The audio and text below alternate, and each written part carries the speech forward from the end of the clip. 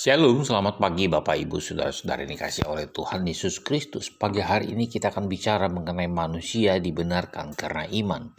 Dari Roma 3 ayat 21 sampai dengan ayat yang ke-31, demikian bunyi firman Tuhan. Tetapi sekarang tanpa hukum Taurat, kebenaran Allah telah dinyatakan seperti yang disaksikan dalam kitab Taurat, kitab-kitab para nabi, yaitu kebenaran Allah karena iman dalam Yesus Kristus bagi semua orang yang percaya. Sebab tidak ada perbedaan, karena semua orang telah berbuat dosa dan telah kehilangan kemuliaan Allah, dan oleh kasih karunia telah dibenarkan dengan cuma-cuma karena penebusan dalam Kristus Yesus. Kristus Yesus telah ditentukan Allah menjadi jalan pendamaian karena iman dalam darahnya. Hal ini dibuatnya untuk menunjukkan keadilannya, karena ia telah membiarkan dosa-dosa yang telah terjadi dahulu pada masa kesabarannya. Maksudnya ialah untuk menunjukkan keadilannya pada masa ini, supaya nyata bahwa ia benar dan juga membenarkan orang yang percaya kepada Yesus. Jika demikian, apakah dasarnya untuk bermegah? Tidak ada.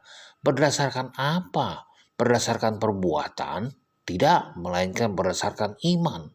Karena kami yakin bahwa manusia dibenarkan karena iman dan bukan karena ia melakukan hukum Taurat.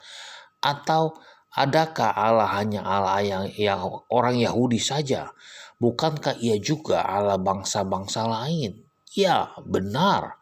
Ia juga adalah Allah bangsa-bangsa lain. Artinya kalau ada satu Allah yang akan membenarkan baik orang-orang bersunat karena iman maupun orang-orang tidak bersunat juga karena iman.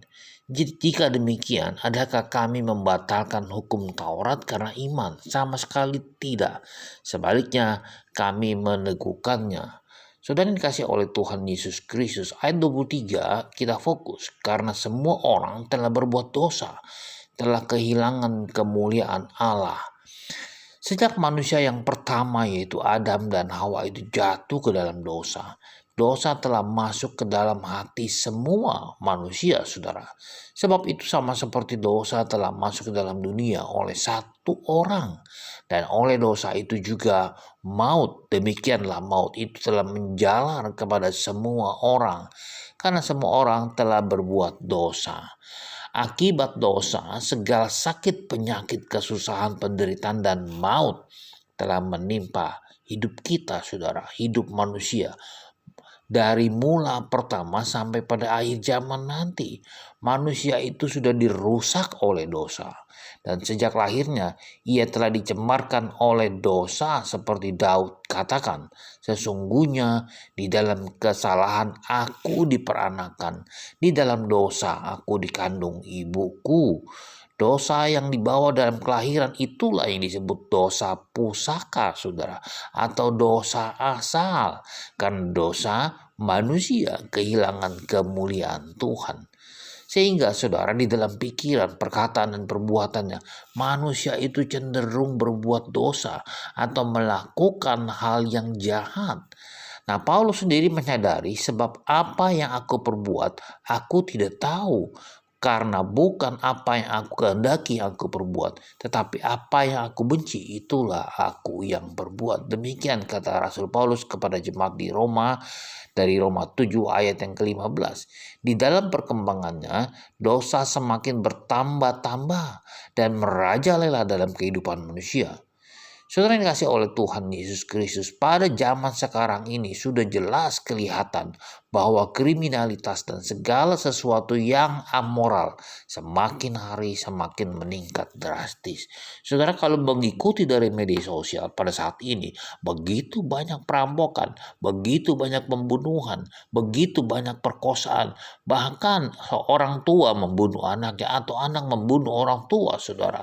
Demikian banyak kriminalitas yang terjadi.